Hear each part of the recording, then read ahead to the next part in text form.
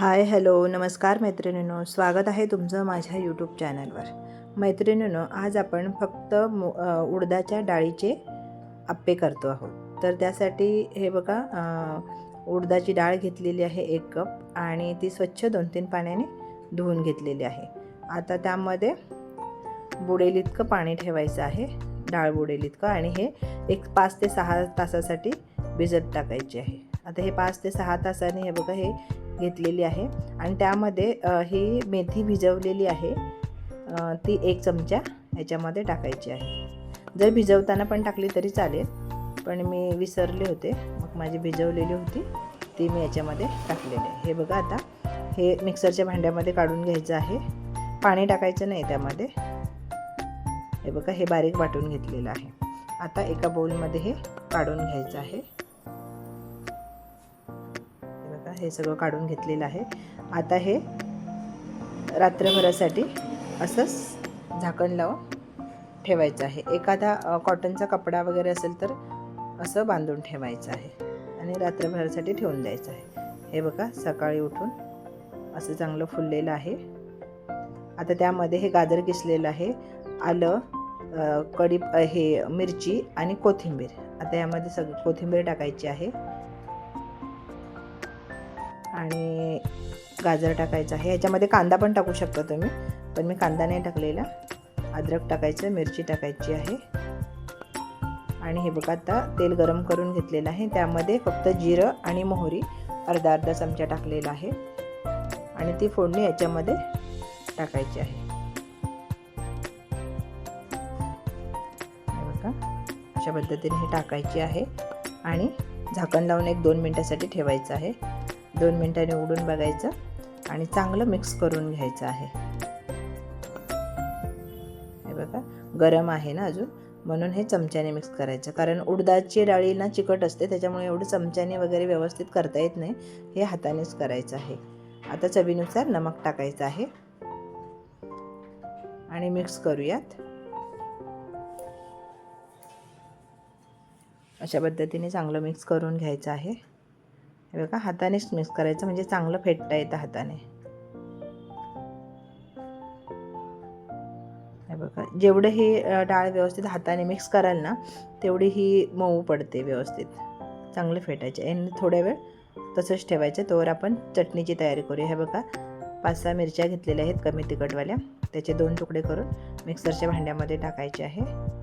आल्याचे तुकडे टाकायचे 2-3, लसूण हे खोबरं टाकलेलं आहे, कोथिंबीर, डाळ टाकलेली आहे आणि ही शेव टाकलेली आहे. 2 लसूणाच्या कांड्या टाकलेल्या आहेत आणि चवीनुसार मीठ आणि हे दही टाकायचं आहे आणि बारीक पेस्ट करून घ्यायची आहे ह्याची. आता थोडंसं 2-3 चमचे पाणी टाकायचं आहे आणि अजून एकदा फिरवून घ्यायचे आहे. हे बघा, आता ही बारीक स्मूथ पेस्ट झालेली आहे. एका बाउलमध्ये काढून घ्यायची आहे ही. हे बघा, अशा पद्धतीने ही काढून घ्यायची आहे. आता हे बघा, तेल गरम केलेलं आहे, त्यामध्ये जिरं, मोहरी आणि काश्मीरी लाल मिरची आहे, त्याची फोडणी आता या चटणीवर टाकून द्यायची आहे. हे बघा, आणि लगेच झाकण ठेवायचं आहे. झाकण तयार ठेवायचं आहे. हे बघा, झाकण ठेवायचं, आता साईडला ठेवूयात. आता हे बघा, याच्यामध्ये सफेद तीळ टाकायचे आहेत आणि हे पॅन गरम करायला ठेवलेलं आहे. आता त्याला थोडं थोडं तेल टाकायचं आहे चमच्याच्या साहाय्याने. आप्पे पात्राला तेल लावलं की मग पटापट सुटतात, चिकटत नाहीत. हे बघा, आता हे हाताने चांगलं थोडं अजून फेटून घ्यायचं आहे. जितकं फेटाल तसं हे अगदी सॉफ्ट होतं. चांगलं फेटून घ्यायचं आहे आणि हे बघा, हातानेच टाकायचं, कारण कसं हाताने पटापट सोडलं जातं, म्हणून हे हातानेच टाकायचं आहे. हे बघा, असं सगळीकडं, हे बघा, सगळीकडे सोडलेलं आहे. अशा पद्धतीने सोडायचं आहे. मैत्रिणींनो, जर माझे व्हिडिओ आवडत असतील तर लाईक करा, शेअर करा. चॅनलवर नवीन असाल तर चॅनलला सबस्क्राईब करा. हे बघा आता हे भरून झालेलं आहे आणि त्याच्यावर झाकण 1-2 मिनटासाठी ठेवून द्यायचं आहे. आता 2 मिनटांनी आपण पुन्हा झाकण काढायचं आहे आणि चमच्याच्या साहाय्याने असं पलटी करायचं आहे.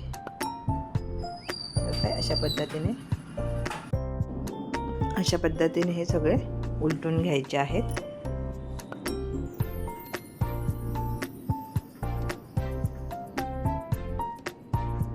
हे बघा झालेले आहेत उलटून आणि त्याच्यावर परत अजून झाकण ठेवायचं आहे आणि परत 2-3 मिनटासाठी असंच ठेवायचं आहे. हे बघा आता 2-3 मिनटांनी व्यवस्थित शिजलेले आहेत. आता आपण काढून घेऊयात.